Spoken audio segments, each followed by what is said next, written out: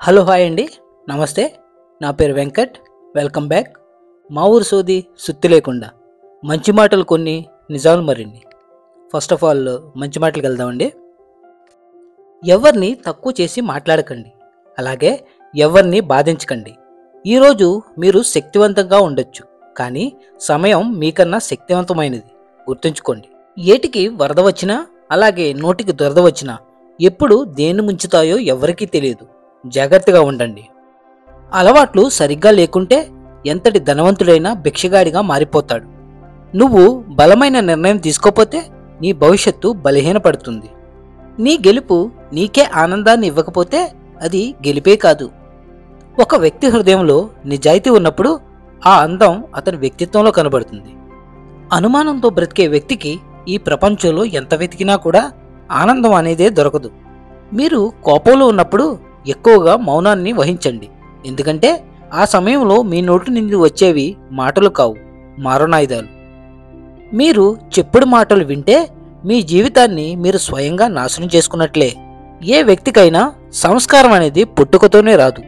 తల్లిదండ్రుల పెంపకం, గురువుల బోధన, అలాగే సమాజం యొక్క తీరును బట్టి ఆ వ్యక్తి సంస్కారం అనేది అలవడుతుంది. అర్థం చేసుకోలేని బంధం ఉన్నంతకాలం ఎన్ని సంపదలు ఉన్నా వ్యర్థమే. అది స్నేహం కావచ్చు, ప్రేమ కావచ్చు, భార్య అలాగే భర్త కావచ్చు. మనకు పుస్తకాలు జ్ఞానాన్ని మాత్రమే ఇస్తాయి, అజ్ఞానాన్ని ఎలా వాడాలి అన్న ఆలోచనను మనకే వదిలేస్తాయి.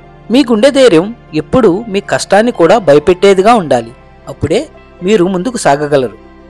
మనం అర్థం లేకుండా ఆవేశపడకూడదు, అది అనేక సమస్యలకు దారితీస్తుంది. అలాగే ఆలోచించకుండా నిర్ణయం తీసుకోకూడదు, అది అనేక బాధలకు కారణమవుతుంది.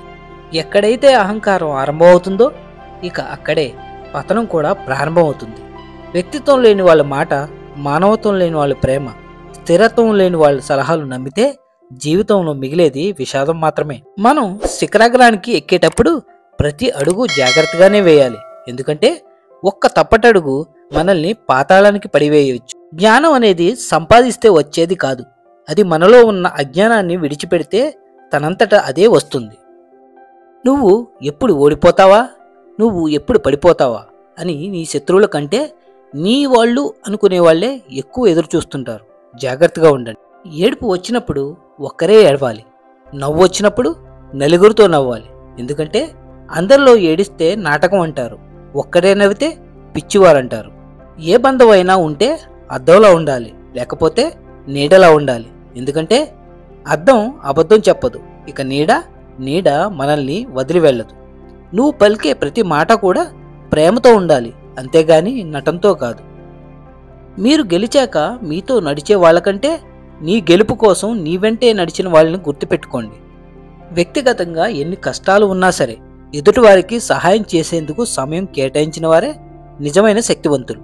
మనం కష్టపడకుండా కేవలం అదృష్టం మీద ఆధారపడితే 100 జన్మలెత్తినా కూడా విజయం సాధించలేము. చెప్పేవాళ్ళు చేరదీయరు, అనేవాళ్ళు ఆదుకోరు, వినేవాళ్ళు విలువ ఇవ్వరు, ఎవరికి ఎవరు ఏమీ చేయరు, చేసినట్లు నటిస్తారంతే. నువ్వు ఇష్టంతో చేసే పని నీలో శక్తిని పెంచుతుంది, నువ్వు కష్టంగా చేసే పని నీలో శక్తిని తగ్గిస్తుంది. కాబట్టి చేసే పని ఏదైనా సరే ఇష్టంతోనే చేయడానికి ప్రయత్నించండి.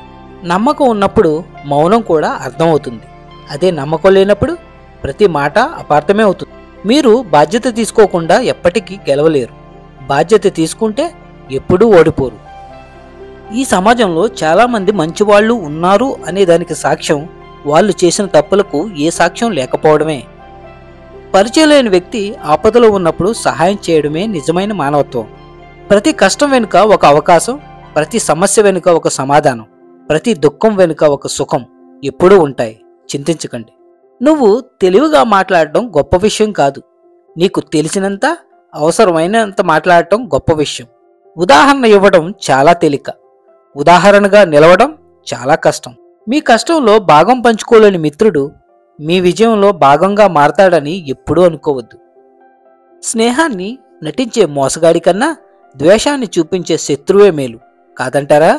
మీ బాధల నుండి మీరు ఎలా బయటపడాలో ఆలోచించండి, అంతేగాని వాటిని ఎదుటివారికి చెప్పడానికి కాదు, ఎందుకంటే ఒకరి బాధలు ఒకరు ఎప్పటికీ తీర్చలేరు. మీరంటే ఇష్టపడే వారికి మీరేంటో చెప్పనవసరం లేదు. మీరంటే ఇష్టం లేని వారికి మీరేంటో చెప్పినా అర్థం కాదు. విషాన్ని ఎన్నిసార్లు వడబోర్చినప్పటికీ అది అమృతం అవ్వదు. అలాగే నిన్ను అర్థం చేసుకోలేని వారికి నీ గురించి ఎంత చెప్పినా వృధానే. మీరు గెలుపుబాటులో ప్రయాణం చేసేటప్పుడు ఎందరో గమ్యం ఎరుగక నేల కొరిగిన వారుంటారు. వారిని చూసి మీరు మధ్యలోనే ఆగిపోకూడదు. ఎందుకంటే గెలుపు బాట ఎప్పుడూ ఓటములతోనే నిండి ఉంటుంది. మీరేమిటో ఒకరికి తెలియాలంటే సహాయం చేసి చూడండి. ఒకరేమిటో మీకు తెలియాలి అంటే సహాయం అడిగి చూడండి. మీ ఆనందాన్ని పంచుకునే వారికంటే మీ బాధను పంచుకునే వారికే ఎక్కువ విలువండి. మీ యొక్క కలలు మిమ్మల్ని బాధ పెట్టడం లేదంటే అవి మీరు సాధించేంత పెద్దవి కావని అర్థం. మీరు ఎక్కువగా పట్టించుకుంటే ప్రతిదీ బాధిస్తుంది. కొన్నింటినైనా వదిలేస్తే ఉన్న ప్రశాంతత అయినా మిగులుతుంది. అసాధ్యమైన దాన్ని ఆశించండి, కనీసం అత్యుత్తమమైనదైనా మిగులుతుంది.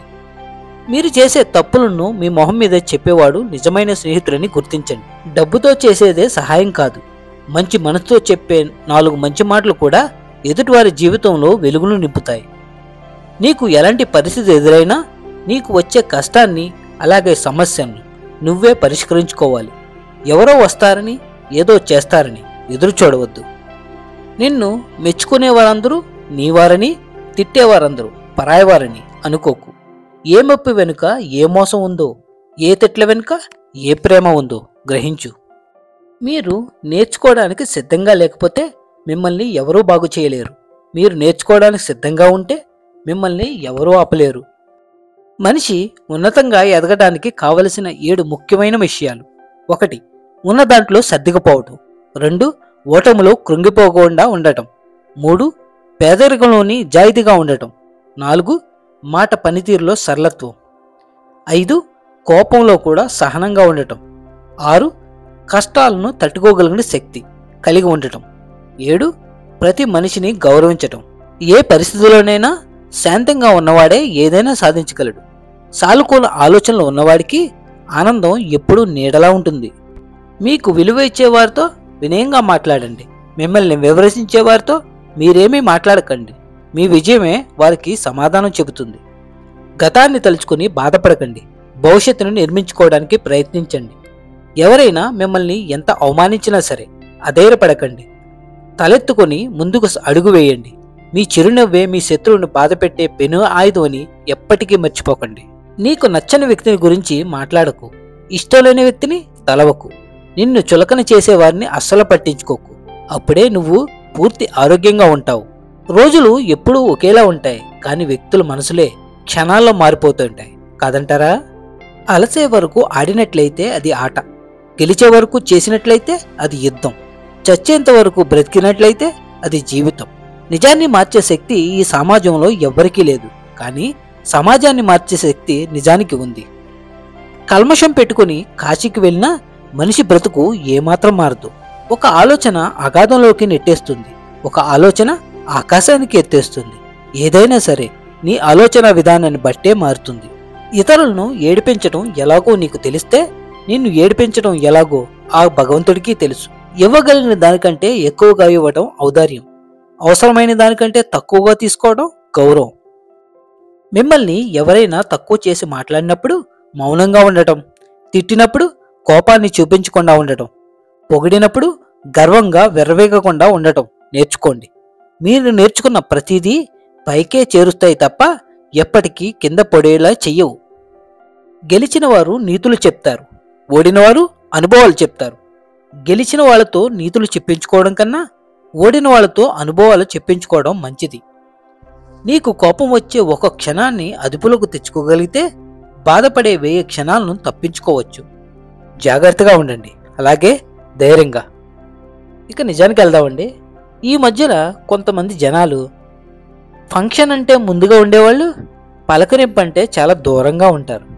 వాళ్ళు ఎందుకు అలా ఉన్నారంటే, ఫంక్షన్లో అయితే సొల్లు కవర్లు, గాలి కవర్లు, అలాగే వాళ్ళకు వాళ్ళు ఇచ్చే ఎలివేషన్ కవర్లు బాగా ఉంటాయి. అదే పలకరింపులో అయితే అవేమీ ఉండవుగా అని నేనంటాను. మీరేమంటారు లేండి. వీడికి ఆంబోతుల శరీరం పెరిగినా ఆవుగింత జ్ఞానం మాత్రం పెరగలేదు అంటారు. ఎనీవే, థ్యాంక్ యూ అండి. Thank you so much. మళ్ళీ వచ్చే వారం కలుద్దాం మరిన్ని మంచి మాటలతో. Signing off, Venkat.